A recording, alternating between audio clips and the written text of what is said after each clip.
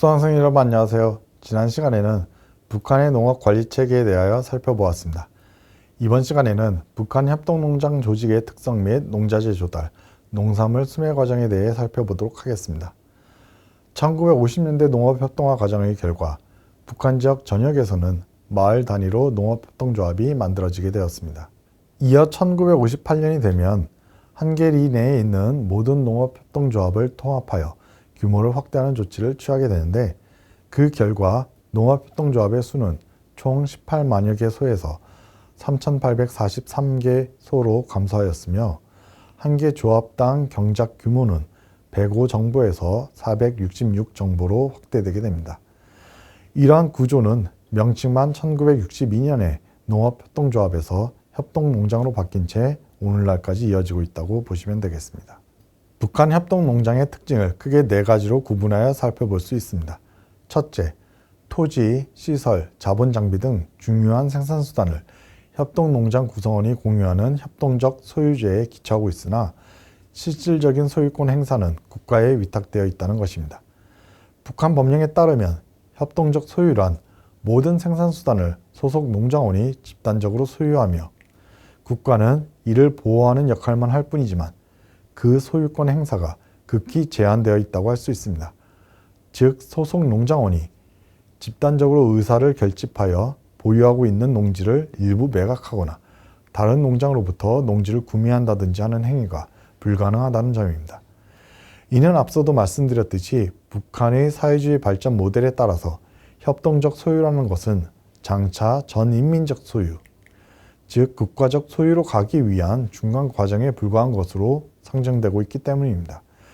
따라서 협동적 소유라는 것은 공동 소유와 비슷한 것이라고 보면 잘못 이해한 것이고, 해당 농지의 배타적 이용권이 국가에 의해 해당 농장원에게만 부여된 것이라고 이해하는 것이 더 사실에 가까울 것입니다. 둘째, 국가계획경제체제 편입에 따른 경영의 종속성입니다. 북한의 협동농장은 국가계획위원회의 지도하에 농업성, 도농촌격리위원회, 군협동농장경영위원회, 리협동농장관리위원회가 유기적으로 결합된 농업계획 및 관리체계에 속해 있다고 할 수 있습니다. 협동농장은 상위 단위인 군경영위원회로부터 지달받은 국가의 연간 계획을 수행해야 할 의무가 있습니다. 실질적으로 군경영위원회를 중심으로 군에 소지하는 각급의 농업 관련 공장 기업소, 사업소와 연계된 조달, 수매체계 속에서 계획경제 하에서 부여받은 농작물, 축산물 생산 목표를 분담하는 역할을 담당하게 됩니다. 셋째, 협동농장은 재정적으로 독립채산제로 운영되고 있다는 특징이 있습니다. 북한의 재정법은 생산이나 경영활동을 하는 기관, 기업소, 단체의 재정은 독립채산제로 관리하는 것으로 명시하고 있습니다. 협동농장은 생산 및 경영활동을 하며 자체 수입으로 재생산이 가능하고 국가 예산에서 경비 예산 자금을 받지 않아도 되는 단체이므로 독립채산제로 운영된다고 할 수 있습니다. 생산에 있어서도 군경영위원회의 지도를 받아 의무 생산을 해야 하고, 소유권에 있어서도 독자적으로 소유권을 행사할 수는 없지만 원칙적으로 국가기관은 아니기 때문에 별도의 국가 예산을 편성받는 것은 아니며 국가 예산을 편성받는 것은 아니기 때문에 의무 생산을 제외한 부분에서 일말의 경영의 여지가 있다 정도로 이해하시면 될 것 같습니다. 넷째, 북한의 협동농장은 한편으로는 농산물을 생산하여 모든 주민에게 공급하는 생산 조직으로 농업 경영체이면서 동시에 농촌 주민의 삶을 영위하는 생활 공동체의 기능을 수행하고 있다는 점입니다. 북한의 협동농장은 최종적으로 행정단위이자 농촌생활 공동체 단위로서 리를 중심으로 형성되어 있습니다. 제도적으로 협동농장 조직과 행정조직은 구분되어 있으나 실질적으로 뚜렷한 구분이 없는 것으로 알려져 있습니다. 도시와 마찬가지로 농촌에도 리민위원회와 그 하부 단위로서 인민반이 형식적으로 존재하고 있으나 이러한 기능을 협동농장관리위원회와 그 하부 단위인 작업반이 겸임으로 수행하고 있기 때문에 실질적으로는 구분이 의미가 없다는 것입니다. 협동농장의 조직 구성을 보면 이러한 특징을 보다 분명하게 알 수 있습니다. 협동농장의 조직을 보면 최상단에 협동농장 관리위원장이 위치해 있으면서 협동농장 운영에 있어서 가장 기본이 되는 농산물의 생산을 직접 담당하는 생산조직은 물론 관리조직을 관리위원장이 총괄하는 것으로 되어 있습니다.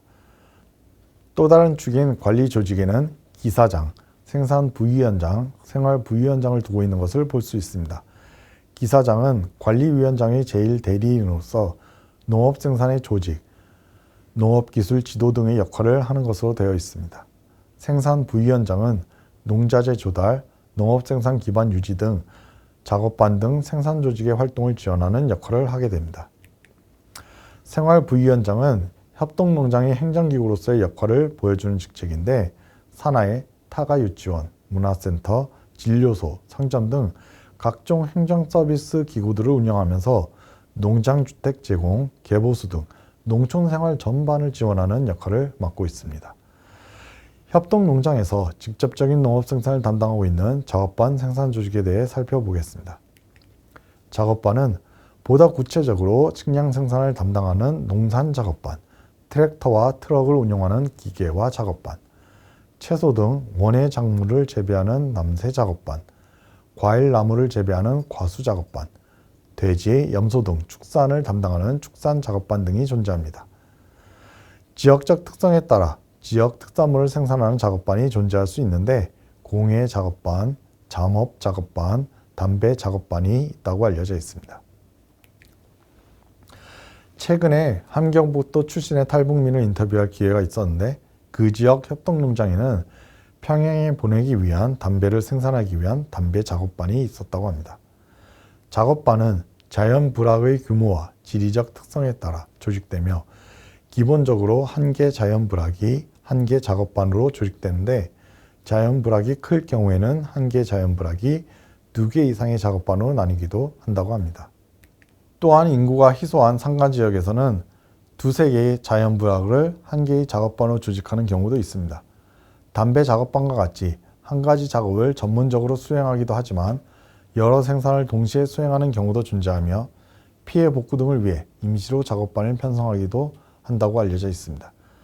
한 개 작업반의 노동력 규모는 평균 70에서 80명을 기본으로 하며 경우에 따라서는 100여 명이 될 때도 있습니다.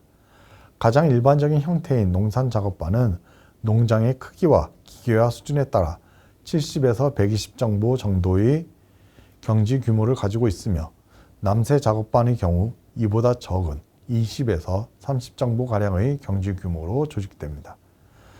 1965년까지는 협동농장 작업반이 최말단의 생산 단위로 존재하였으나 1966년부터 분조관리제가 시행되면서 작업반을 더욱 세분화한 분조가 최말단 생산 단위로서 역할을 하게 됩니다. 이전의 경험으로부터 작업반 규모를 더 작은 단위로 세분하여 생산을 조직하고 분배를 실시할 필요가 생겼기 때문에 분조관리제라는 제도가 생겨나게 된 것입니다.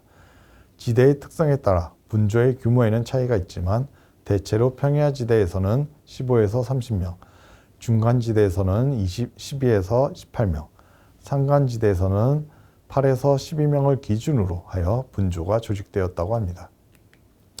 분조관리제 시행 이후 각 작업분조의 생산 도구와 시설뿐만 아니라 농지도 고정시켜 농업생산이 분조별로 독립적으로 이루어질 수 있게 됨으로써 작업분조가 협동농장 생산의 기본 단위로서 기능하게 되었습니다.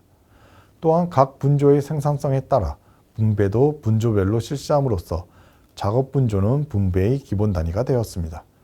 분조관리제 시행 이후 작업반은 기계와 영농을 위한 생산 단위로 남게 되었습니다.